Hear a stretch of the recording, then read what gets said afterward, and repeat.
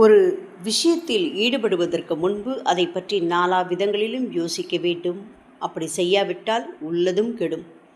உனக்காக ஒரு கதை கூறுகிறேன். வியாபாரத்தில் ஈடுபடுகின்ற ஒருவன் அதை பற்றி எந்த அறிவும் இல்லாமல் வியாபாரத்தை ஆரம்பித்தால் கஷ்டப்படுவது இயல்பு. பால் வியாபாரம் நல்ல லாபம் தரும் என விசாரித்து அறிந்தான் ஒருவன். வேளைக்கு 10 லிட்டர் கறக்கின்ற மாடு வாங்கினால் மாதத்திற்கு 600 லிட்டர் பால், 18,000 ரூபாய் வருமானம். 4 மாடுகளை வாங்கினால் 72,000 ரூபாய் கிடைக்கும் என கணக்கு போட்டான்.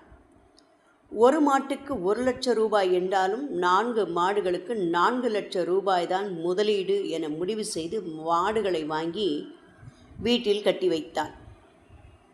முதல் நாள் ஒவ்வொரு மாடும் 10 லிட்டர், 2ஆம் நாள் 5 லிட்டர், 3ஆம் நாள் 3 லிட்டர் என கறந்தது. 5ஆம் நாள் சுத்தமாக பாலும் இல்லை, மாடுகளும் உடல் வற்றி மெலிந்து விட்டன. இன்னும் 1 மாதம் போனால் மாடுகளே இருக்காது என்ற நிலை வரும்போல தெரிந்தது. மாடுகளை தனக்கு விற்றவன் ஏமாற்றி விட்டதாக புலம்ப ஆரம்பித்தான். வேறு ஏதோ தெய்வ குற்றமாக இருக்குமோ, யாரேனும் தன் வளர்ச்சி கண்டு பொறுக்காமல் மந்திர சூனியம் வைத்திருப்பார்களோ என்றெல்லாம் யோசித்து பரிகாரம் தேடி பல இடங்களுக்கு ஓடினான். பாலும் மாடும் போய் உள்ளதும் போன பிறகு இந்த தொழில் அதிக நட்டத்தை தரக்கூடியது என நினைத்தானே தவிர, மாட்டை வாங்கி கட்டி வைத்துவிட்டால் பால் கறக்காது, அதை வேளாவேளைக்கு கவனித்து போஷாக்கு கொடுத்து பராமரித்து வந்தால்தான் அந்த அளவு பால் கறக்கும் என்பதை அறியவில்லை. பிரச்சனை செய்ய யாருமே இல்லாத போதும் பிறர் தன்னை கெடுத்து விட்டதாக நினைத்து கொள்ளும் பலர் இப்படிப்பட்ட நிலை உடையவர்களாக இருக்கிறார்கள்.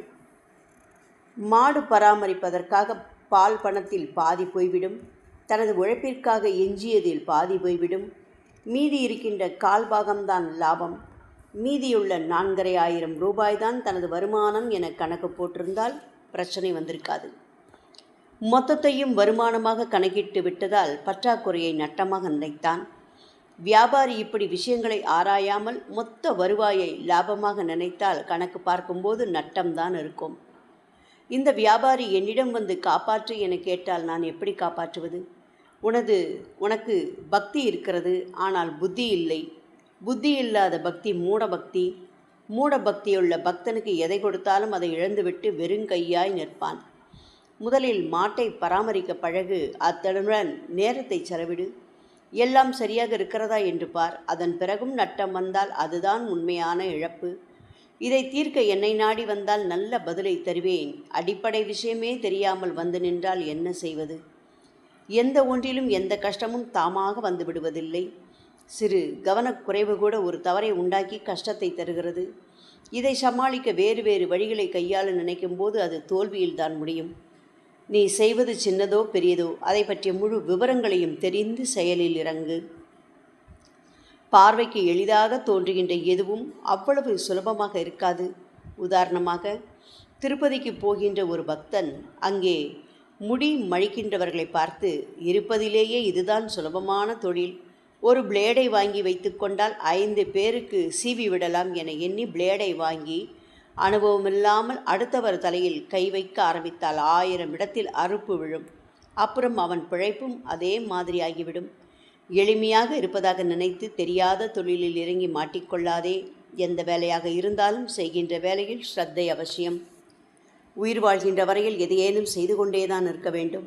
செய்ய முயற்சிக்கும் போது இடையூறுகள் வருவது கஷ்டமல்ல, இதனால் வருகின்ற விளைவுகள் நஷ்டமும் அல்ல.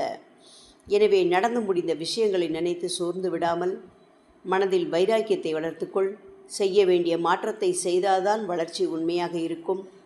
உன்னை போல கஷ்டப்படுகின்றவர்களில் யார் விழிப்புடனும் துடிப்புடனும் முன் யோசனையுடனும் செயல்படுகின்றார்களோ அவர்கள் தப்பிவிடுகிறார்கள். மற்றவர்கள் புலம்புகிறார்கள்.